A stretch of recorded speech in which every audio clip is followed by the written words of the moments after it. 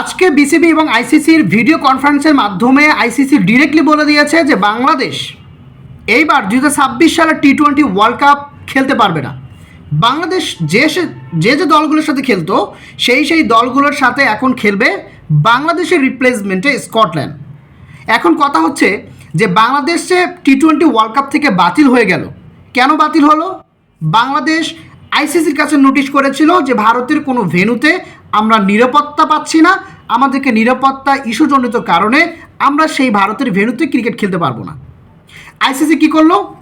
এই কথাটাকে তারা গুরুত্ব নিয়েছে এবং সেটাকে বিচার বিশ্লেষণ নাকি তারা করে তারা বুঝতে পেরেছে যে না, ভারতের ভেন্যুতে যদি বাংলাদেশ ক্রিকেট খেলতে যায় তাহলে কোনো ধরনের নিরাপত্তা নিয়ে কোনো সংশয় নেই, যার কারণে বাংলাদেশকে দ্বিতীয়ত তারা প্রস্তাব পেশ করেছে যে আপনারা যদি ভারতের ভেন্যুতে ক্রিকেট খেলতে চান আপনারা 48 ঘন্টার মধ্যে আমাদেরকে জানিয়ে দেবেন। যদি আপনারা 48 ঘন্টার মধ্যে আমাদেরকে জানাতে ব্যর্থ হন তাহলে আপনাদের জায়গাতে আমরা স্কটল্যান্ডকে বসিয়ে দেব, তারা এবার ওয়ার্ল্ড কাপ খেলবে। বাংলাদেশ কী করলো? পরবর্তীতে বলল যে না, আমরা ভারতের ভেন্যুতে খেলবো না, যদি আমাদেরকে শ্রীলঙ্কার কোনো ভেন্যুতে আমাদের খেলার সুযোগ করে দেওয়া হয় তাহলে আমরা এবার টি-20 ওয়ার্ল্ড কাপে অংশগ্রহণ করছি। তাছাড়া আমরা ভারতের ভেন্যুতে টি-20 ওয়ার্ল্ড কাপ খেলতে যাবো না, কারণ তাদের সাথে আমাদের রাজনৈতিক নিয়ে তাদের সাথে দুই দেশের মধ্যে একটা অমিল রয়েছে। তাদের সাথে আমাদের বর্তমানে মানে সম্পর্ক তেমন একটা ভালো নেই, তারা আমাদের ক্ষতি করার চেষ্টা করছে, আমরা কখনোই তাদের ভেন্যুতে ক্রিকেট খেলতে পারবো না। আইসিসি এই বিষয়টাকে গুরুত্ব দিল না। আইসিসি কী করলো? বিসিসিআই যেভাবে তাদেরকে পড়িয়েছে, তাদের প্রাইভেট পড়িয়েছে, শিখিয়েছে, ঠিক একইভাবে তারা বাংলাদেশের বিসিবির কাছে কনফারেন্সে সেটা অ্যাপ্লাই করেছে। বাংলাদেশ সেটা লুফে নিয়েছে, ঠিক আছে আমরা তাহলে এবার টি-20 ওয়ার্ল্ড কাপ খেলতে যাচ্ছি না। এখন কথা হচ্ছে আরও যে দেশ রয়েছে তারা কি করেছে? চুপ করে বসে আছে। তাদের সাথে ভোট হয়েছে, ভোটে বাংলাদেশ মাত্র ভোট পেয়েছে 2টা, আর সবগুলো ভারতের পক্ষে ভোট গিয়েছে। এখন কথা হলো আইসিসি নিয়ন্ত্রক কারা? এরা একদম স্বাধীনভাবে এটা নিয়ন্ত্রণ করতে হবে। আইসিসির আন্ডারে যে সকল দলগুলো ক্রিকেট খেলে, যে সকল দেশগুলো ক্রিকেট খেলে, তাদেরকে নিয়ন্ত্রণ যদি করতে হয়, তাদেরকে যদি সুষ্ঠুভাবে পরিচালিত করতে হয়, তাহলে আইসিসি মহলে যারা বসে রয়েছেন, আইসিসি যারা নিয়ন্ত্রণ করছেন, তাদেরকে তো অবশ্যই স্বাধীন হতে হবে। তারা সবগুলো রাষ্ট্রকেই, সবগুলো ক্রিকেট দলকেই তো সমানভাবে বিবেচনা করতে হবে, কিন্তু না। বিগত কয়েক বছর হলো আমরা দেখছি পাকিস্তান, ভারত এবং বাংলাদেশ এই 3টা দেশকে নিয়ে বিভিন্ন ধরনের ঝামেলা সৃষ্টি হচ্ছে। পাকিস্তান ভারতে খেলতে যাবে না, ভারত পাকিস্তানে খেলতে যাবে না, এই প্রথম বাংলাদেশ ভারতে খেলতে যাবে না। প্রবলেম কিন্তু 3টা দেশের একটাই ছিল, 3টা দেশের একটাই প্রবলেম ছিল। চ্যাম্পিয়ন ট্রফি যখন হচ্ছিল, ভারত তখন বললো যে পাকিস্তানের ভেন্যুতে আমরা ক্রিকেট খেলতে যাব না। একই ইস্যু, বাংলাদেশের বর্তমানে যে ইস্যু ছিল ঠিক একই ইস্যু কিন্তু ভারতেরও ছিল।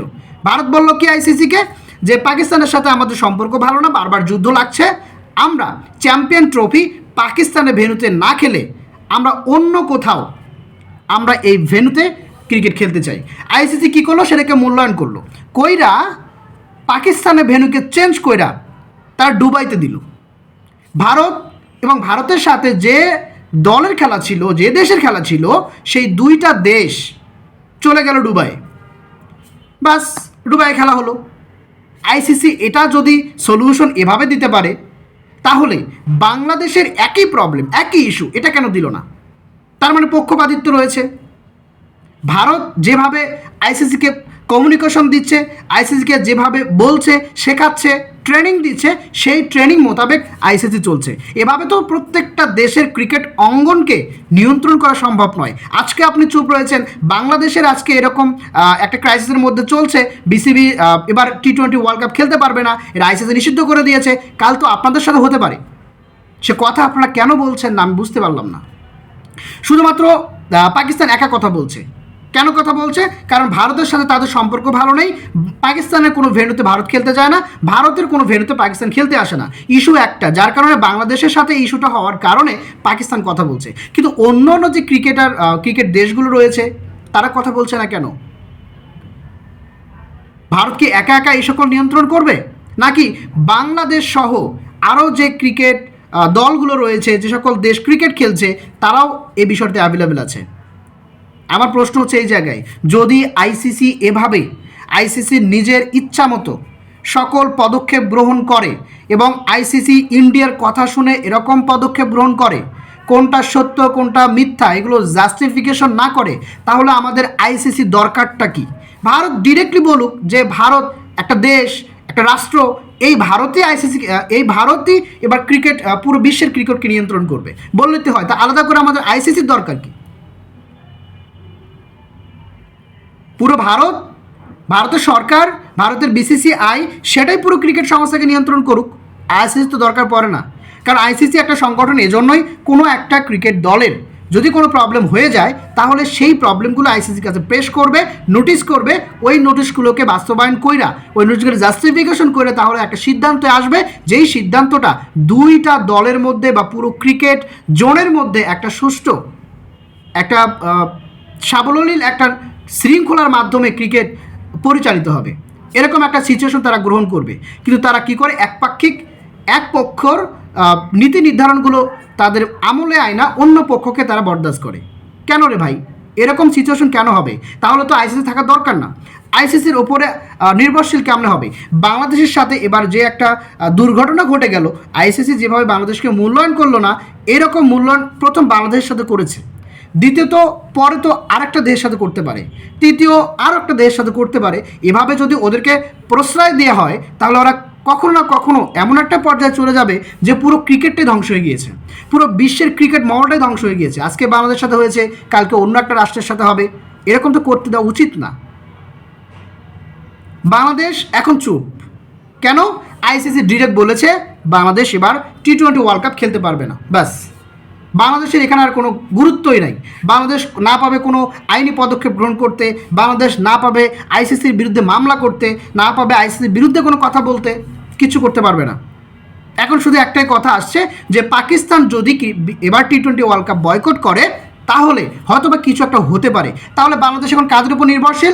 পাকিস্তানের উপরে, পাকিস্তানের সরকারের উপর তাকিয়ে রয়েছে, পাকিস্তান ক্রিকেট বোর্ড পিসিবির উপর চোখ রেখে আছে যে পাকিস্তান পিসিবি কখন কী করবে।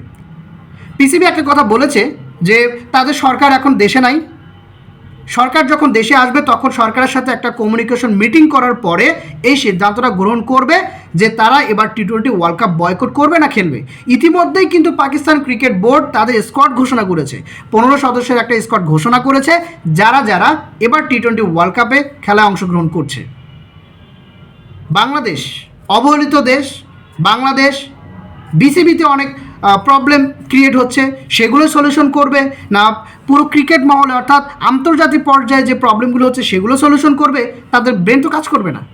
তাদের বিসিবির মধ্যে অনেক ঝামেলা, তারা কিভাবে আইসিসির সাথে লড়বে, কিভাবে ইন্ডিয়ান প্রিমিয়ার লিগের সাথে লড়বে, কিভাবে বিসিসিআইয়ের সাথে লড়বে, কোনো কি ব্রেন বুদ্ধি আছে তাদের? তারা তো নিজেদের মধ্যে যে প্রবলেমগুলো আছে, বিসিবির মধ্যে যে সমস্যাগুলো আছে, ক্রিকেটারদের মধ্যে যে সমস্যা আছে, অন্য অন্য সংগঠনের সাথে যে সম্পর্ক রয়েছে, সেগুলো তো নিয়ন্ত্রণ করতে পারছে না। তারা আবার আন্তর্জাতিক পর্যায়ে কীভাবে নিয়ন্ত্রণ করবে? এই যে 2টা বছর, এই 2 বছরের মধ্যে পুরো বিসিবিতে কী কী কার্যক্রম ঘটেছে, কী কী মানে ক্রাইসিসম চলছে, এগুলো একটু বিচার বুদ্ধি করে দেখেন। 24শে আগস্টের পরে সাকিব আল হাসানকে নিয়ে তুমুল আলোচনা বিসিবিতে, তুমুল আলোচনা মানে তুমুল আলোচনা যে সাকিব দেশে আসছে, দুবাই থেকে ফেরত গিয়েছে, তাকে দেশে আসতে দেবে না। তাকে নিয়ে পুরো বাংলাদেশের ক্রিকেট ভক্ত, যারা ক্রিকেটের ফ্যান রয়েছে, তারা আন্দোলন করছে, মারামারি করছে, কাটাকাটি করছে, বিসিবিতে ভাঙচুর করছে, অনেক প্রবলেম। বিপিএল আসলো, বিপিএলে কী হলো? গত বিপিএলে সাকিব আল হাসানের কোনো প্লে কার্ড নেওয়া যাবে না, সাকিবের নামে কোনো কিছু লেখা, কোনো পোস্টার নিয়ে যাওয়া যাবে না, সব কিছু ব্যান করে দিল। বাট এটা নিয়ে অনেক ঝামেলা হয়ে গেল, সাকিবের নামে সব কিছু বন্ধ। হ্যাঁ ঠিক আছে, বন্ধ। তারপরে ইস্যু চলে গেল একদম স্টপ। তারপরে আসলো নারী ক্রিকেটদেরকে নিয়ে, তাদের যৌন হয়রানির বিষয়টা নিয়ে বিসিবিতে তোলপাড়। বিসিবি যারা কর্মরত আছে তারাই নাকি নারী কেলেঙ্কারির মধ্যে জড়িত, তাদেরকে নিয়ে পুরো একটা বিসিবির সাথে সরকারি মহলে একটা দ্বন্দ্ব, পুরো ক্রিকেট জোনের সাথে দ্বন্দ্ব, নারী ক্রিকেটারদের সাথে একটা দ্বন্দ্ব, কত একটা ক্রাইজম। এগুলোই বহাল রাখবে না আন্তর্জাতিক পর্যায়ে বহাল রাখবে? কোনটা করবে তারা? তারা তো কিছুই করতে পারছে না।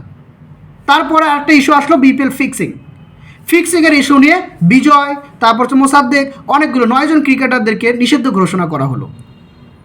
ড্রাফটে বিপিএলের ড্রাফটে থেকে বিজয়কে সরানো হলো, মোসাদ্দেককে সরানো হলো, কি একটা ফ্যাসিলিটি জোন এখন রয়ে গেছে।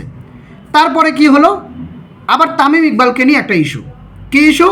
যেই মুহূর্তে মুস্তাফিজুর রহমানকে কেকেআর থেকে বাতিল করা হয়েছে, সেই ইস্যু নিয়ে তখন তামিম ইকবাল কথা বলেছে যে আইসিসি থেকে আমাদের প্রায় 80% আমাদের অর্থ আসে, সেই আইসিসির কথাগুলো বিচার বিবেচনা করে আমাদেরকে পদক্ষেপ গ্রহণ করা উচিত। এটাকে নিয়ে বিসিবি পরিচালক তিনি বলেছেন যে ভারতের দালাল। এই যে দুইটা ইস্যু, এটা নিয়ে আবার পুরো বিসিবিতে একটা আলোচনা। তারপরে আসলো কি, এই যে আন্তর্জাতিক মিডিয়ায় আন্তর্জাতিক পর্যায়ে বাংলাদেশের টি-20 বিশ্বকাপ থেকে প্রথমবারের মতো ব্যান, এটা নিয়ে আলোচনা। তাহলে এতগুলো ইস্যু মাত্র 20 ইয়ার্সের মধ্যে, মানে 2 ইয়ার্সের মধ্যে এতগুলো প্রবলেম ফেস করছে বিসিবি। বিসিবি কোনটা সামলাবে? বিসিবি কি ক্রিকেটারদের উন্নয়নের ক্ষেত্রে কাজ করবে, না বিসিবি কি বিপিএল ইস্যু নিয়ে কাজ করবে, না বিসিবি কি নারী ক্রিকেটারদের নিয়ে কাজ করবে, না বিসিবি কি সাবেক যে ক্রিকেটার রয়েছে তাদের নিরাপত্তা নিয়ে কাজ করবে, না বিসিবি কি আন্তর্জাতিক পর্যায়ে যে টুর্নামেন্টগুলো অনুষ্ঠিত হয় সেই বিষয়গুলো নিয়ে কাজ করবে? কোনটা নিয়ে কাজ করবে? তারা তো কোনোটাই করতে পারছে না। তাদের তো ইস্যুর প্রবলেম নাই, একটার পর একটা প্রবলেম চলে আসছে। এগুলো কেন হচ্ছে? এত ইস্যু যদি একটা বোর্ডে যদি চলে, তাহলে তো ওই বোর্ড সুষ্ঠুভাবে চলতে পারে না। আজকে একজন পদত্যাগ ঘোষণা করছে, কালকে একজন দায়িত্ব গ্রহণ করছে, আরেকদিন সে পদত্যাগ ঘোষণা করছে, কাউকে অস্থায়ীভাবে ঘোষণা করা হচ্ছে যে সে এখন বিসিবির পক্ষে নাই, তাকে মানে কিছু সময়ের জন্য তাকে অব্যাহতি ঘোষণা করা হলো, পরে আবার সে দায়িত্ব গ্রহণ করবে। মানে কি উল্টাপাল্টা সব বিসিবির নিয়মকানুন। এরকম করে হলে বিসিবি চলবে না ভাই। ঠান্ডা মাথায় বিচার বিবেচনা করে সবার সাথে সম্পর্ক ঠিক রেখে বিসিবিকে পরিচালিত করতে হবে। সিন্ডিকেট হটাতে হবে। যারা ভালো ক্রিকেটার তাদেরকে সুযোগ করে দিতে হবে। সাব্বির রহমান, যাকে নিয়ে পুরো বাংলাদেশের ফ্যানরা, পুরো সোশ্যাল মিডিয়া ফ্যানরা, অর্থাৎ সাংবাদিক যারা রয়েছে তারাও সাব্বির রহমানকে চায়, অথচ নির্বাচক প্যানেল থেকে সাব্বিরকে ব্যান করে দেওয়া হয়, সাব্বিরকে সুযোগই করে দেওয়া হয়। অথচ বিপিএলে অনেক ভালো খেলছে, গত বিপিএলও এবার বিপিএলও অনেক ভালো দারুণ ছক্কা মেরেছে, বড় লং বিগ ছক্কা মেরেছে, অথচ তাকে কী করা হয়? দলে সুযোগ করে দেওয়া হয় না। উডবট কিছু প্লেয়ার যারা অফে ব্যাটই চালাতে পারে না তাদেরকে সুযোগ করে দেয়। অফের বল একদম অফের ওয়াইটের বলগুলো সেটাকে লেগে ছক্কা মারে ট্রাই করে, তাদেরকে সুযোগ করে দেওয়া হয়। অথচ যারা ব্যাকফুটে লম্বা ছক্কা মারে, ব্যাটে বলে যাদের সংযোগ ঠিকঠাক চলে, বাট তাদেরকে সুযোগ করে দেওয়া হয় না। এটাই বিসিবি। ঠিক আছে, আগে বিসিবিকে ঠিক করেন, তারপর আন্তর্জাতিক মহলে লড়াই করার জন্য প্রস্তুতি ঘোষণা করেন। ঠিক আছে, তাছাড়া কখনো আন্তর্জাতিক লেভেলে আপনারা কখনো মর্যাদা পাবেন না। সবসময় এরকম উগান্ডার মধ্যে থাকতে হবে। ধন্যবাদ।